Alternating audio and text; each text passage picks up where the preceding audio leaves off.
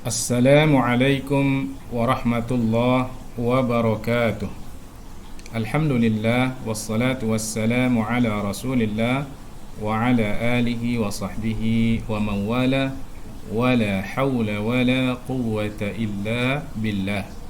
Saudara-saudara sekalian yang dirahmati oleh Allah Subhanahu wa taala, kita teruskan pelajaran hadis dari kitab Riyadhus Shalihin li al-Imam An-Nawawi rahimahullah. Hadis yang akan kita bahas ini berkaitan tentang keadaan urusan orang yang beriman itu semuanya sesungguhnya adalah baik. Mari kita lihat hadis yang akan kita baca ini. Bismillahirrahmanirrahim.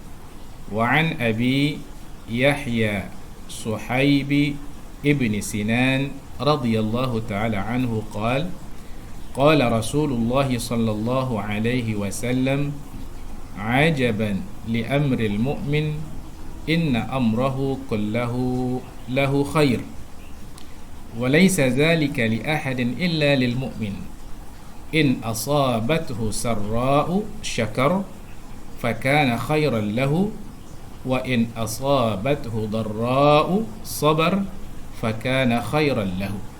Rawahu Muslim. Dari Abu Yahya Suhaib ibn Sinan Ar-Rumi radhiyallahu ta'ala anhu, dia telah berkata, telah bersabda baginda Rasulullah sallallahu alaihi wasallam, ajaban li amril mu'min, sungguh menakjubkan urusan orang yang beriman kepada Allah Subhanahu wa taala. Kamilul iman, orang yang sempurna imannya. Kenapa? Inna amrahu kullahu lahu khair, sesungguhnya urusan dia semuanya untuk dia adalah baik. Walaysa dzalika li ahadin illa lil mu'min, dan itu tidak terjadi pada seorang pun kecuali bagi orang yang sempurna imannya kepada Allah Subhanahu wa taala. Kenapa? Karena in asabathu sarra'u syakar, jika dia mendapatkan kesenangan, nikmat dari Allah Subhanahu wa taala, dia bersyukur, fakana khairan lahu, dan bersyukur itu adalah baik untuk dia.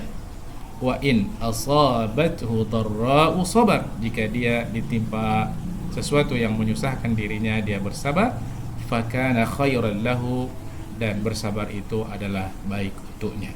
Rawahu Muslim, hadis ini diriwayatkan oleh Al-Imam Muslim rahimahullah di dalam kitab sahihnya. Baik, sebagaimana biasa kita jelaskan terlebih dahulu biografi sahabat yang meriwayatkan hadis ini. Sahabat yang meriwayatkan hadis ini adalah Abu Yahya. Ini kunyah.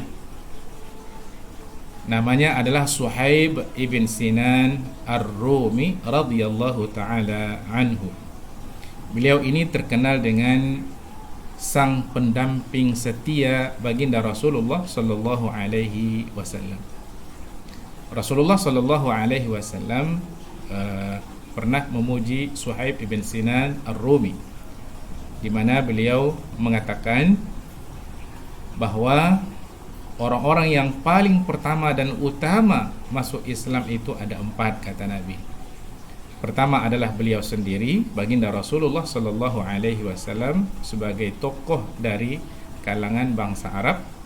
Yang kedua adalah Suhaib ibn Sinan Ar-Rumi, seorang tokoh dari Romawi.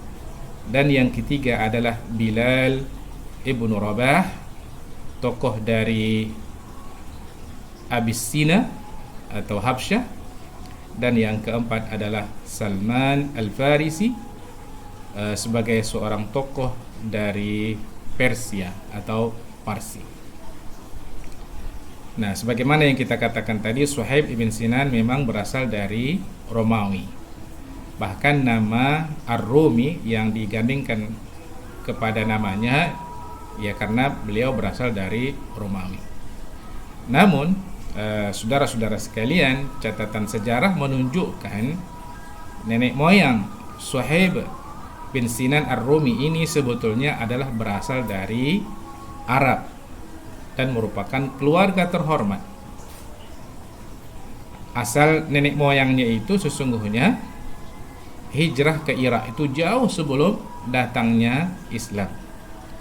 Nah, di negeri ini ayah Suhaib itu diangkat menjadi hakim dan wali kota oleh Kisra, ya, raja Persia. Suhaib dan orang tuanya tinggal di istana yang terletak di pinggir sungai Efrat ke arah hilir Jazirah dan Mosul. Mereka hidup dalam keadaan senang dan bahagia. Suatu ketika datang orang-orang Romawi menyerbu dan menawan sejumlah penduduk termasuk Suhaib yang ikut tertawan. Setelah ditawan, Suhaib diperjualbelikan sebagai budak dari satu saudagar ke saudagar yang lain. Sehingga ia menghabiskan masa kanak-kanak dan permulaan masa remajanya itu di Romawi sebagai seorang budak. Nah, akibatnya dialeknya pun sudah seperti orang Romawi. Pengembaraan yang panjang sebagai budak akhirnya berakhir di Mekah. Majikannya yang terakhir membebaskan Suhaib karena melihat kecerdasan, kerajinan, dan kejujuran Suhaib ibn Sinan Ar-Rumi.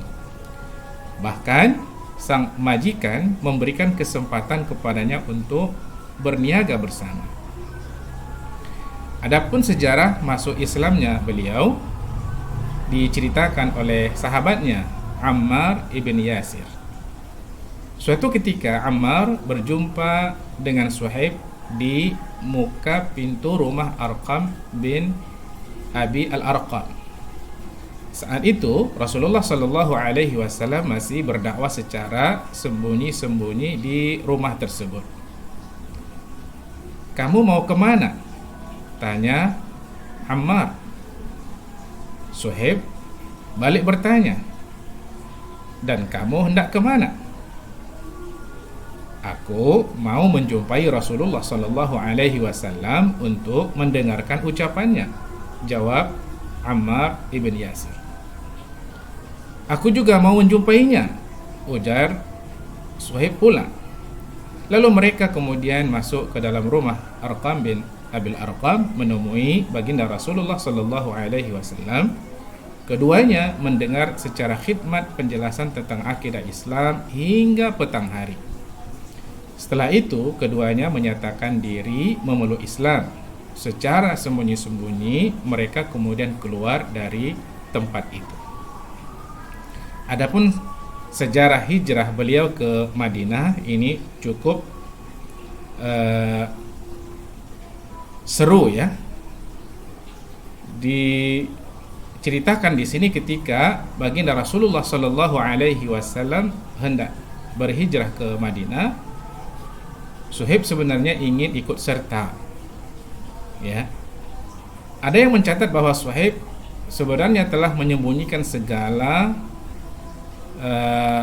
atau semua hartanya, emas, perak, dan kekayaan yang dimilikinya sebagai hasil dari perniagaan yang telah dilakukannya selama bertahun-tahun di kota Mekah sebelum pergi hijrah. Dia ingin kumpulkan hartanya dan dia ingin bawa harta itu.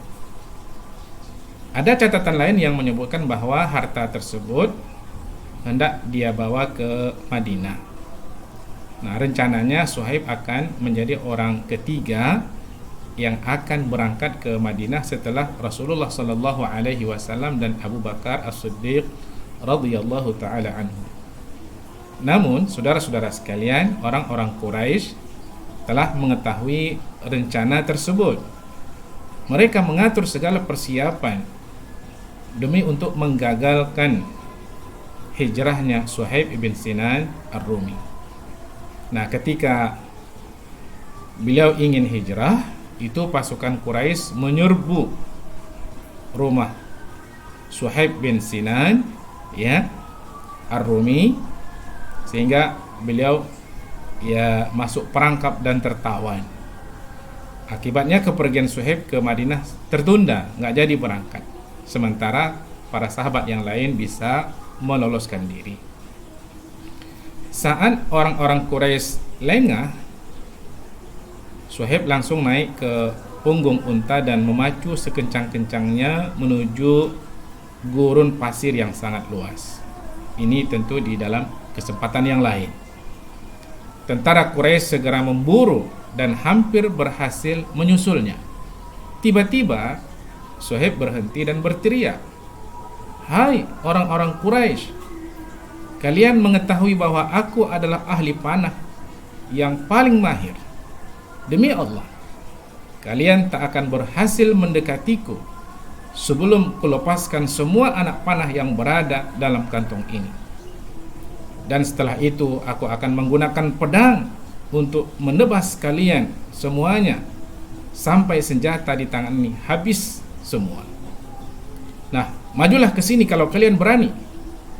Tetapi kalau kalian setuju, aku akan tunjukkan tempat penyimpanan harta benda milikku asal kalian membiarkan aku pergi."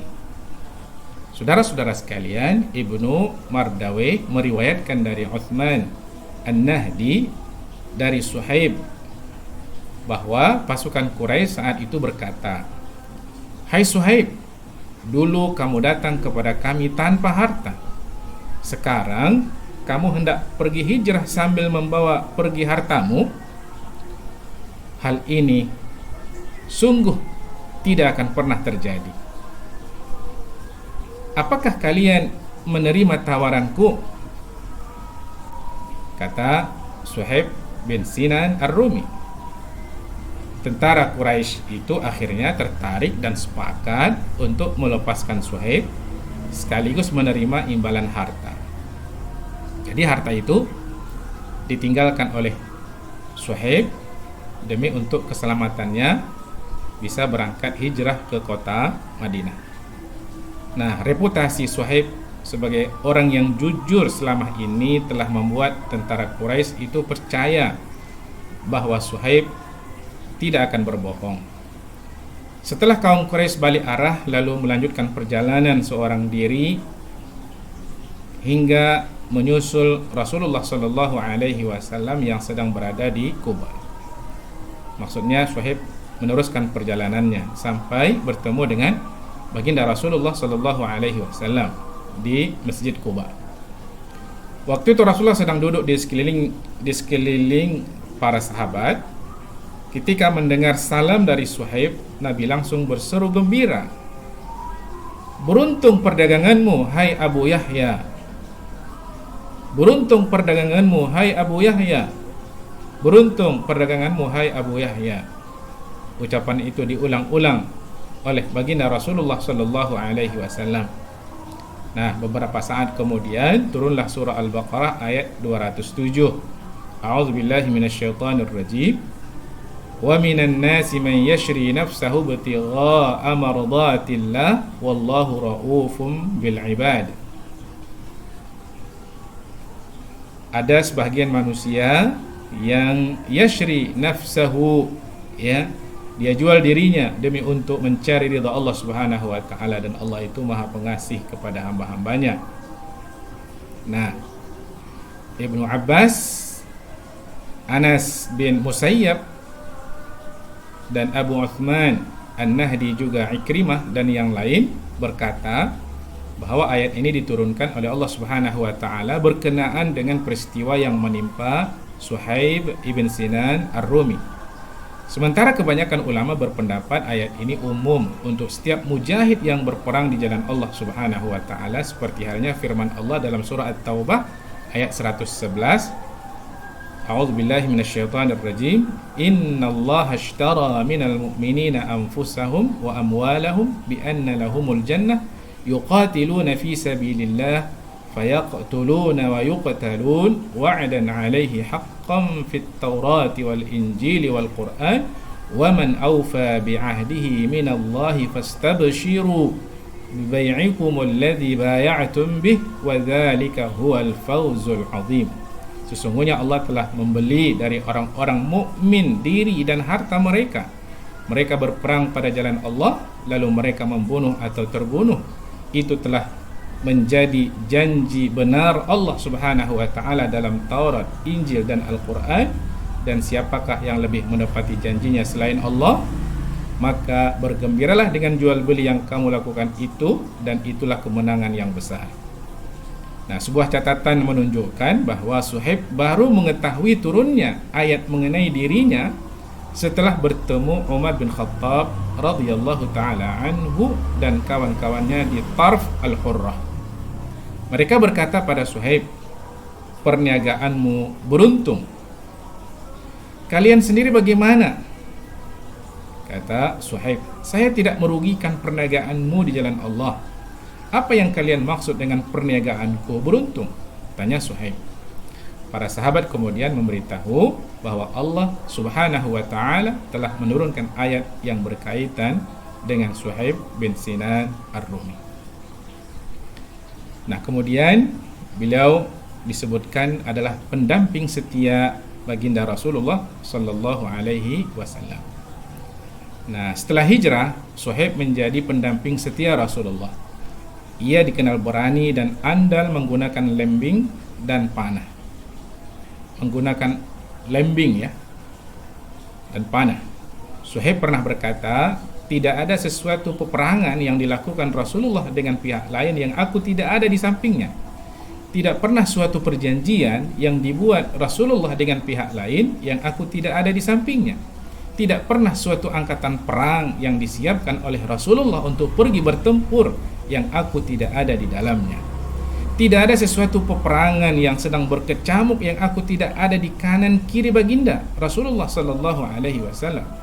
Tidak pernah terjadi sesuatu persiapan untuk mengirim bantuan yang aku tidak hadir di tempat itu. Pendek kata, aku adalah orang yang berdiri di tengah-tengah antara musuh dan Rasulullah sallallahu alaihi wasallam." Setelah Rasulullah wafat, Suhaib menyumbangkan baktinya kepada Sayyidina Abu Bakar dan Sayyidina Umar bin Khattab ketika keduanya menjadi khalifah. Ketika Umar ditikam dari belakang saat memimpin sholat subuh, Suhaib langsung ditunjuk sebagai pengganti imam. Kata Umar, "Sholatlah kalian bersama Suhaib." Padahal saat itu kaum muslimin belum memutuskan siapakah yang bakal menggantikan Umar sebagai khalifah. Selanjutnya Umar berkata, "Jangan kalian takut kepada Suhaib, karena dia seorang maula, hamba yang dimerdekakan. Dia tidak akan memperebutkan jabatan khalifah ini." Itulah secara ringkas sejarah Suhaib atau biografi ringkas Suhaib bin Sinan Ar-Rumi radhiyallahu taala anhu. Baik, sekarang kita teruskan isi hadisnya. Qala Rasulullah sallallahu alaihi wasallam, telah bersabda baginda Rasulullah sallallahu alaihi wasallam, "Ajaban li amril mu'min, sungguh menakjubkan urusan orang-orang yang beriman." Orang-orang yang beriman di sini maksudnya adalah orang-orang yang sempurna imannya kepada Allah Subhanahu wa taala.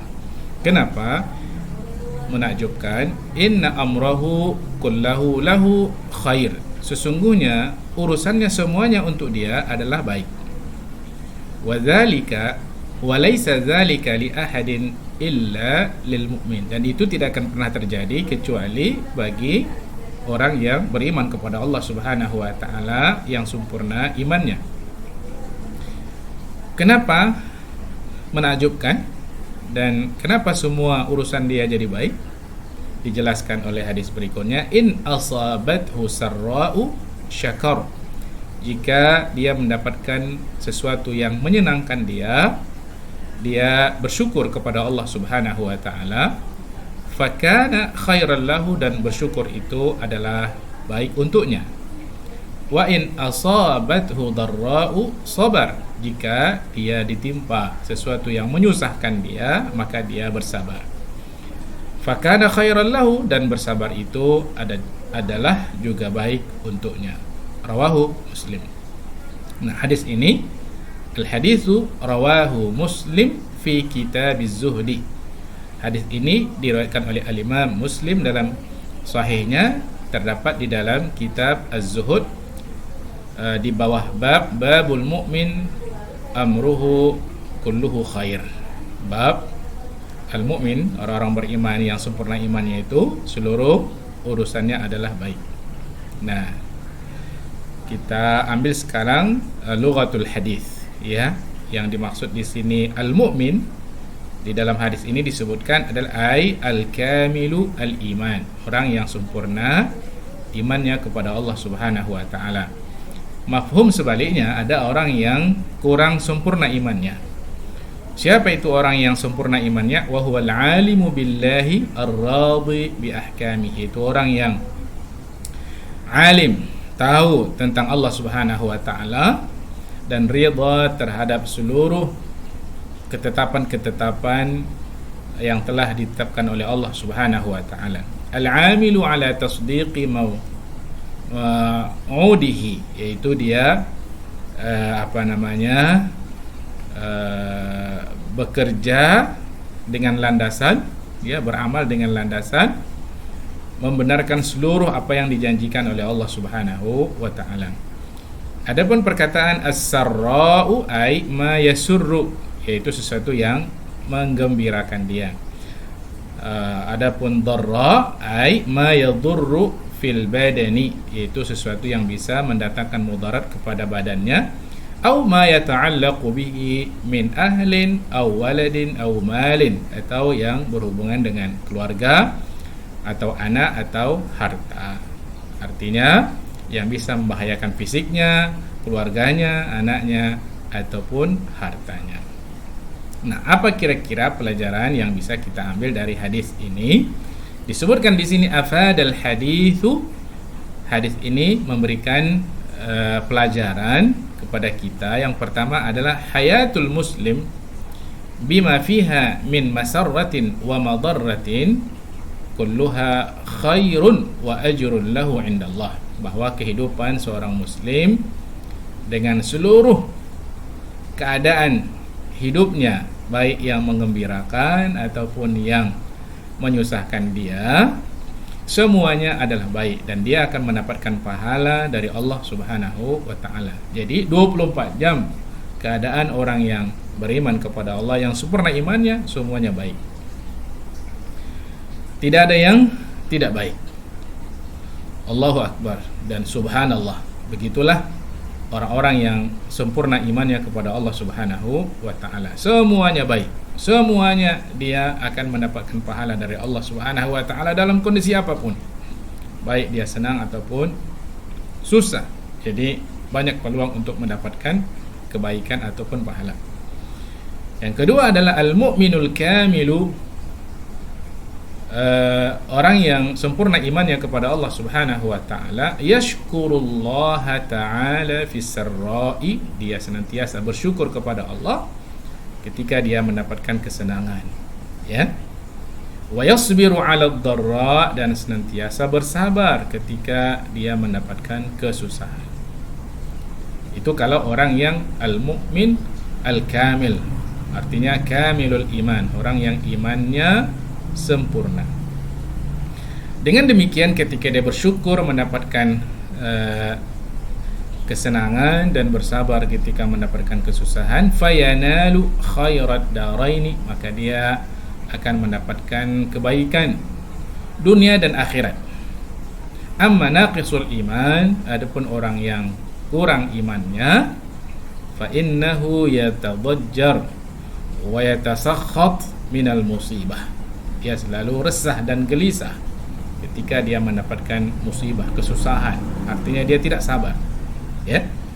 Maka orang yang seperti ini fayajtami'u 'alaihi nasibuha wa wizru sakhatih, jadi tergabung pada dia sekalian, sudahlah musibah itu menimpa dia, maka dia pun mendapatkan kemurkaan, ya, dosa dari ketidakridhaannya atas apa yang telah ditetapkan oleh Allah Subhanahu wa taala. Ya, kalau dia nggak sabar, apakah dia bisa terlepas dari musibah? Ya, nggak bisa juga, ya. Jadi dua kerugian yang dia dapatkan. Nah, sementara orang yang kamilul iman, sempurna imannya, maka dia mendapatkan kebaikan dan pahala. Sehingga wala ya'rifu lin ni'mati qadraha. Orang yang seperti ini, yang naqisul iman, yang kurang imannya kepada Allah Subhanahu wa taala, maka dia tidak mengetahui kadar nikmat yang Allah berikan. Ya. Fala yaqumu bihaqqiha wa la yashkuruha. Maka kalaupun dia mendapatkan nikmat Allah, maka dia tidak akan menunaikan hak nikmat itu sendiri dan dia tidak bersyukur kepada Allah Subhanahu wa taala. Dapat nikmat pun dia enggak bersyukur. Kira-kira begitu.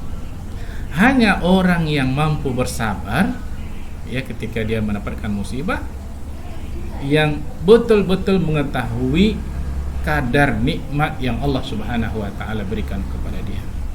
Jadi artinya kalau orang itu tidak mampu bersabar, sungguh dia tidak mengetahui kadar nikmat yang Allah berikan.